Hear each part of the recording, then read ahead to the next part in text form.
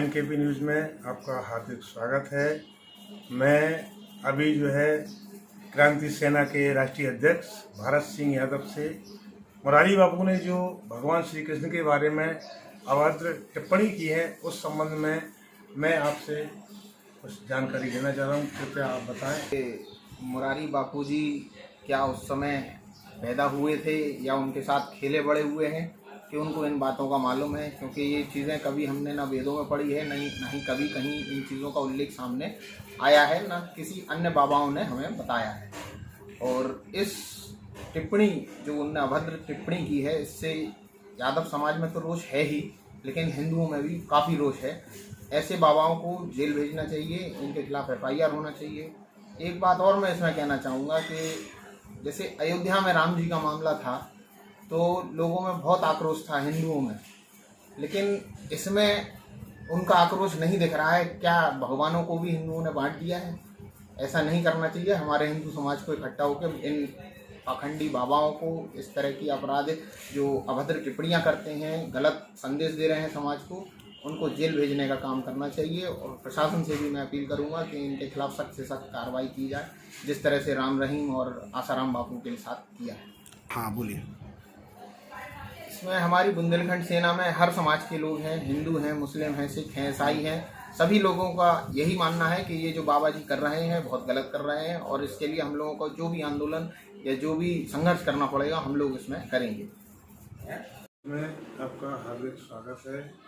मैं आज यादव महासभा के प्रदेश उपाध्यक्ष श्री राजेंद्र सिंह यादव से रूबरू हूँ, और मैं आपसे यादव जी एक सवाल पूछना चाहता हूँ जो आजकल एक फेसबुक पे ज़्यादा वायरल हो रहा है कि जो मुरारी जी बापू जी हैं, उन्होंने श्री कृष्ण भगवान व उनके बड़े भाई बलभद्र के बारे में उल्टी सीधी बातें कि वो शराब पीते थे, काफ़ी अभद्र टिप्पणियाँ कर रहे हैं।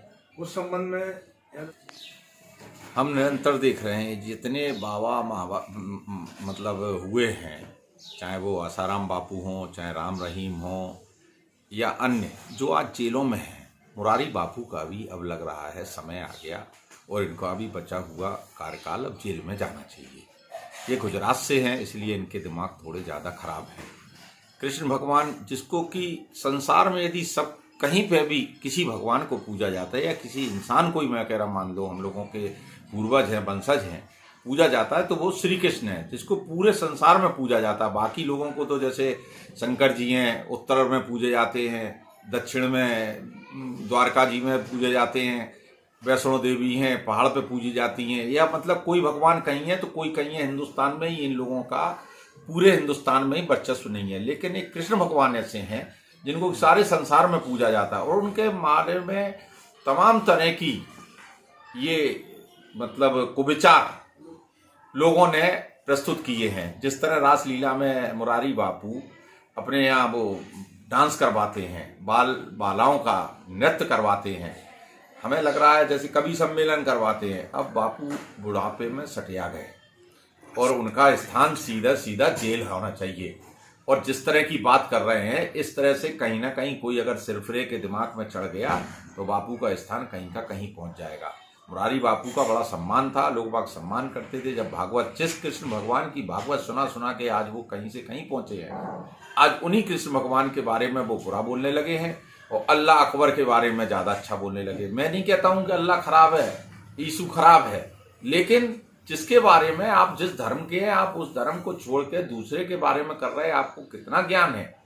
मैं कुरान मैंने नहीं पढ़ी, मुझे नहीं मालूम कि उस कुरान में क्या लिखा है, लेकिन जिस तरह की मुरारी बाबू बात कर रहे हैं ये उनके जीवन में या जिस तरह का व्यक्तित्व है उसमें शोभा नहीं देता है। या जे कहो कि मुरारी बाबू की अब बुद्धि खराब हो गई है और उनको सही स्थान मिल जाना चाहिए जहां आसाराम बापू पिछले 2-3 साल से